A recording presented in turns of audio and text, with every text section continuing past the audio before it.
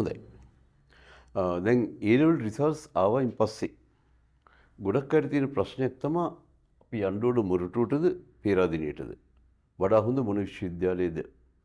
දැන් මේ අතර ඉන්න ඇත්තටම කීප දෙනෙක් ඒ කියන්නේ විදේශ විශ්වවිද්‍යාල වලට ශිෂ්‍යත්ව අරගෙන යන අය අපේ පන්තිත් එහෙම ළමයි හිටියා. කලින් අවුරුදු වල. ඒතර මේ අවුරුද්දේ තාම රිසල්ට්ස් ඇවිල්ලා නැහැ නේ. ඒතකොට මේ පාරත් එහෙම ඉන්න පුළුවන්. ඒ යන පිරිස ඇරුණම ලංකාවේ රැඳෙන අයගෙන් ගොඩක් අය උත්සාහ කරන්නේ මොරටු හෝ පේරාදෙණිය යන්න. ඇත්තම අවංකවම කියනවා නම් වැඩි පිරිසක් උත්සාහ කරන්නේ මොරටු විශ්වවිද්‍යාලයට යන්න. මම මෝරා ඕ පේරාදෙණිය මෙත්තේ මෝරා පේරා ගිට්ටු ගෙදරක් එහෙම ඉස්සර තිබුණා. දැන් මොරටුවේ පේරාදෙණිය බොහොම සම්බන්ධ ඉස්සර කාලේ. අපේ අවුරුදු වල මෝරා පේරා ගිට්ටුවකුත් තියෙනවා. ඇත්තේ මම මේ විශ්වවිද්‍යාල දෙකේම ඉඳලා තියෙනවා. මොකද මම මුලින්ම ගියේ මොරටුවට. ඊළඟ ටික කාලයක් ඉඳලා මාස 3ක් ඉඳලා මියුචුවල් ට්‍රාන්ස්ෆර් සුහද මාරුවකින් තමයි පේරාදෙණියට ආවේ. ඇත්තෙම මම මොරටුවට යනකොට මොරටුවේ මගේ පරණ යාළුවෝ ගොඩක් හිටියා. හැබැයි පේරාදෙණියට එනකොට මට මගේ පරණ යාළුවෝ ගොඩක් හිටියේ නැහැ. එතකොට ඒ කාලේ මොරටු හා පේරාදෙණිය සමානයි වගේ. ඒ කියන්නේ අපි ගත්තොත් අපි පේරාදෙණියෙන් හිටියේ. මොරටුවේ හිටියා ඒ කියන්නේ අපේ අවුරුද්දේ කවුරුත් රට ගියේ නැහැ. රට ගියා ඇත්තෙම එක්කෙනෙක් යාපනයේ කෙනෙක් අපි මුල් 10 ඇතුළේ හිටපු අයගෙන් එයා අතෑරියොත් මොරටුවේ හිටිය 5ක් පේරාදෙණියේ හිටිය 4ක්. එක්කෙනෙක් අඩුයි. මොකද එයා ගියා ඉන්දියාවේ IIT. එහෙම ලංකාවේ එක යාපනයේ ශිෂ්‍යෙක් අපේ අවුරුද්දේ ටී කුකරාජා. එයා පේරාදෙණියේ 2 NDS ජයසේකර අම්බලන්ගොඩ පැත්තේ ශිෂ්‍යෙක් මගේ හොඳ මිත්‍රයෙක්. එයා අයිලන්ඩ් 2 අයිලන්ඩ් 3 නන්දලාල් පෙරේරා වගේ මට මතක. එයා DSN එක මේ විද්‍යාලේ එයා මොරටු විශ්වවිද්‍යාලේ ඒ වගේ තමයි බෙදලා හිටියේ. එතකොට මේක පස්සේ වෙනස් වුණා ඇත්තටම. 1996 නවකවදී කාලෙක එක්තරා ශිෂ්‍යෙක් නැති වුණා 96 බැච් එකේ. ඒ වල 96 බැච් එකේ පේරාදෙණියේදී. ඊට පස්සේ එතෙක් ඒ දක්වා යාපනයේ හිටපු හොඳම ශිෂ්‍යයෝ ආවේ පේරාදෙණියට. ඒ කාලේ යාපනයේ කොළඹයි එක වගේම තමයි හොඳ ශිෂ්‍යයෝ හිටියේ. සෑහෙන දුරට සමාන සංඛ්‍යාවක් හිටියා. හැබැයි 96න් පස්සේ එහි ශිෂ්‍යයෝ ආවේ නැහැ පේරාදෙණියට. යාපනයේ ශිෂ්‍යයෝ, දක්ෂ ශිෂ්‍යයෝ. ඒ කාලේ එත්තම අද වගේ නෙමෙයි යාපනයේ ප්‍රතිඵල ගොඩක් ඉහළයි. ඊගොර මොකද උනේ? තව හේතුත් තිබුණා පේරාදෙණියට නොඑන්න.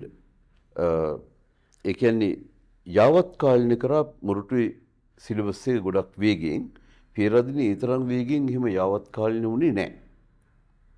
හරි ඒ කියන්නේ 2005 6 7 වෙනකොට ඇත්තේ මේ දෙක අතර ગેප් එක ටිකක් වැඩි වුණා. මොරටුව ඉහළින් හිටියා. හැබැයි ඒක වෙනස් වෙන්න පටන් ගත්තා ආපහු 2010 වගේ කාලේ ඉඳලා. ඒ කියන්නේ එකක් සිලබස් එක යාවත් කාලින වුණ නැති එකයි පේරාදෙණිය ටිකක් ස්ටාෆ් එක අඩුවෙන් හිටියේ. ඒ කියන්නේ ආචාර්යවරුන්ගේ හිඟයක් තිබුණා කියන්න පුළුවන් 2005 6 7 කාලේ. හැබැයි ඊට පස්සේ ඒක වෙනස් වුණා. එකපාරම electrical and electronic engineering department එකට දක්ෂ ඒ වගේම ගොඩක් කැපවීමේ වැඩ කරන කීප දෙනෙක් ආවා. එකපාරම. ඒතර ඒ ඩිපාර්ට්මන්ට් එකේ ගාන 8 ඉඳලා මම හිතන්නේ 30 දක්වා වැඩි වුණා. ආචාර්යවරුන්ගේ ගාන 8 9 වගේ සංඛ්‍යාවක ඉඳලා ඉතා ඉහළ මට්ටමට ගියා. සිවිල් ඉන්ජිනියරිං වලත් එක්තරා යුගයක ඒක මම හිතන්නේ 2018 19 කාලේදී ශීඝ්‍රයෙන් වැඩි වුණා. කම්පියුටර් ඩිපාර්ට්මන්ට් එකත් එහෙමයි. කම්පියුටර් ඉන්ජිනියරිං ඒකත් බොහොම අඩු මට්ටමක තිබ්බේ කලින්. ඇත්තටම කම්පියුටර් ඉන්ජිනියරිං කරපු කවුරුත් හිටියේ නැති තරම් මුල් කාලේ. හැබැයි 2010 12 වෙනකොට ඒක සම්පූර්ණයෙන් වෙනස් වුණා. අලුත්ම පිරිසක් ආවා. මේගොල්ලෝ ඔක්කොම තරුණ අය. මේගොල්ලෝ සිලබස් ඔක්කොම ආපහු වෙනස් කරා. වෙනස් කරලා ඇත්තටම එක අවුරුද්දෙන් කරපු එකක් නෙමෙයි. දැන් අද වෙනකොට ලෝකයේ තියෙන ඉතාම ඉහළ විශ්වවිද්‍යාල අපි හිතමු ස්ටැන්ෆර්ඩ්, බර්ක්ලි, කෝනර් ඒ වගේ විශ්වවිද්‍යාලයක සංශෝධනය කරාම පේරාදෙණිය විශ්වවිද්‍යාලයේ සිලබස් එක ඒකත් එක්ක අත්වල බැඳගෙන යන්න පුළුවන් මට්ටමේ ඉන්නවා. ඒ වගේම ඉලෙක්ට්‍රොනික්ස් වල ඉලෙක්ට්‍රොනික් ඇන්ඩ් ඉලෙක්ට්‍රිකල් එහෙම තියෙන පේරාදෙණිය ඒ ඩිපාර්ට්මන්ට් එකේ සිලබස් එක දැන් ඒ ළමයි දන්න දේවල් අපිට හිතා ගන්නත් බෑ. දැන් මම ඇත්තටම MSc වල ඉගෙන ගත්ත සමහර දේවල් ඒ ළමයි දැන් දන්නවා. තුන්වෙනි අවුරුද්දේ දන්නවා. ඒ කියන්නේ සිලබස් එක පුදුමයි විදිහට වෙනස් වෙලා තියෙනවා. ඒ කියන්නේ ඒගොල්ලන්ගේ දැනුම හරි පුළුල්. ඒකට හේතුව අර ඒ තරුණ ජවය. ඒගොල්ලෝ ඇත්තටම මේ අලුත් ආචාර්යවරු ගොඩාක් දුරට ඒ සිලබස් වෙනස් කරලා තියෙනවා. ඒනොට දැන් මට ඇවිල්ලා ඕන කරුණක් කියන්න පුළුවන්. ඕගොල්ලෝ පිළිගන්න මං හේතු ඉදිරිපත් කරන්න ඕනනේ. මං කියන්න උදාහරණයක් හැටියට ගිය අවුරුද්දේ මොරටුවට මේක 2010 නෙවෙයි 2023 ජනාධිපති කියන්නේ රිසර්ච් වලට දෙනවා ගවේෂණ වලට දෙනවා ජනාධිපති සම්මාන. ඒකේ මොරටුවට දෙකක් හෝ තුනක් මම උපරි වශයෙන් තුනක් දාන්නම්කෝ. පෙරදිනේට 10ට වැඩි ගාණක් ආවා. මං හිතන්නේ 12ක් ආවා. මේ ඔක්කොම ශිෂ්‍යයන්ට සම්බන්ධ ඒවා. ඒක තමයි විශේෂත්වය. දැන් ස්ටාෆ් එකට එනව නෙමෙයි මේ ශිෂ්‍යයන්ට සම්බන්ධ ඒවා. මේ හැම එකටම ශිෂ්‍යෝ සම්බන්ධයි. මෙතන මම හිතන්නේ ශිෂ්‍යෝ සම්බන්ධව දෙකක් තියෙනවා. ඒ කියන්නේ ශිෂ්‍යයන්ට තමයි ඒකේ සම්පූර්ණ ගෞරවය. ඒ හේතුව හින්දා දැන් මේ අවුරුදු වල මම කියන්න උදාහරණයක් හැටියට පෙරදිනින් යනවා ප්‍රින්ස්ටන් විශ්වවිද්‍යාලය කියන්නේ හැබැයි ඉංජිනේරිං වල ටිකක් උඩම නැති වුණාට මේක ඉතාම අග්‍රගණ්‍ය විශ්වවිද්‍යාලයක්. ප්‍රින්ස්ටන් වලට දෙන්නෙක් යනවා ශිෂ්‍යෝ. ශිෂ්‍යෙක් හා ශිෂ්‍යාවක්. අයන පර්ඩියු. මේක ඉංජිනේරිං වල 5. අයන ජේච්චු. ඒ ශිෂ්‍යාවෙන් ඇත්තට මෙඩිකල් ස්කූල් එකට, ඒ කියන්නේ මෙඩිකල් රිසර්ච් වලට ඒතර ප්‍රශ්නයක් තියෙනවා පෙරදිනී බයෝමෙඩිකල් නැතුව කොහොමද එහෙම යන්නේ කියලා. එහෙම යන්න පුළුවන්. හරි. එහෙම යන්න පුළුවන්. මොකද පෙරදිනේ බයෝමෙඩිකල් කියන නමින් නැති වුණාට ඒ විෂය ඇතුලේ බයෝමෙඩිකල් ගොඩාක් තියෙනවා ලංකාවේ අනිත් විශ්වවිද්‍යාල වලට වඩා. ඒක තමයි ඇත්ත. ඒතර මේක ඇත්තම බයෝ වල නම් ඒ කියන්නේ මෙඩිකල් ස්කූල් වල අංක 1 දරන විශ්වවිද්‍යාලයේ ආයි කොලෙජ් පාක් මේරිලන්ඩ්. මේකට යනවා මේ පාර ඇත්තම 9ක්.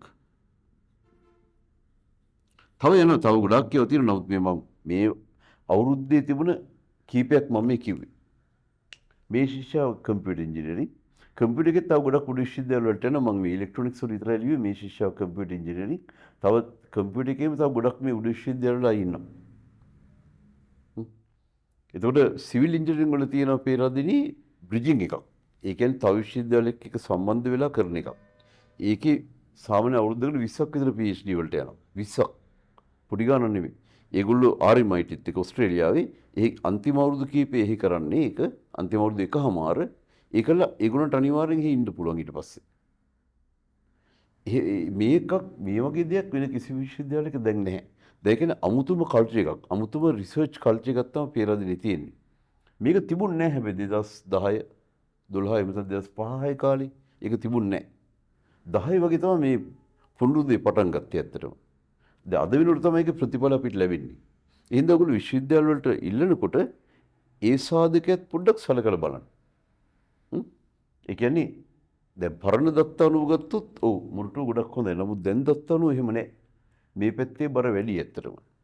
හැබැයි සමහර ඩිපාර්ට්මන්ට්ස් තියෙනවා ඇත්තටම දැන් ස්ටාෆ් ටිකක් කියන්නේ ආචාර්යවරුන්ගේ හිඟයක් තියෙනවා. තියෙන්න පුළුවන්. తాවකාලිකව. දැනට. හැබැයි කම්පියුටර් වල ඉලෙක්ට්‍රොනික්ස් වල සිවිල් වල එහෙම ප්‍රශ්නයක් නැහැ. ඒවල ළමයි යන්නේ උඩම තැන් වලට තමයි යන්නේ. ඒ නිසා මේ කියන්නේ ඒවා සම්පූර්ණ වෙනස් කරා. සිවිල් ඉංජිනේරින් සිලබස් එක සම්පූර්ණ වෙනස් දැන්. හරි. ඊට අමතරව දැන් අලුතිනුත් ඒ කියන්නේ 2022 කණ්ඩායම ඉඳලා ඒ බැච් එකේ ඉඳලා අලුත්ම සිලබස් එක ආපහු යන්නේ. ගොඩක්ම යාවත් කාලින කරපු අප්ඩේටඩ් සිලබස් එකක් කියන්නේ. ඒ වගේම දැන් 2022 23 ඉඳලා ඇත්තටම පෙරදින ඉන්ටේක් එකේ කලින් ගන්න. ඒ කියන්නේ පෙරදින පළවෙනි බැච් එක කලින් ගන්න. දිගටම ඉදිරියෙන් තියාගෙන යන්න ඒක බලාපොරොත්තු වෙනවා. ඊට කලින් පොඩි පහුබැස්මක් තිබ්බනේ දැන් ඒක නෑ.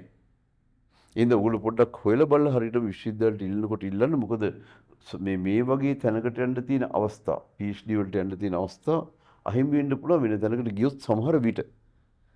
හරි සමහර විට. ඒ කියන්නේ කරුණු හොඳට දැනුවත් වෙලා ඔයගොල්ලන්ගේ තෝරා ගැනීම කරන්න කියලා මම කියන්නේ.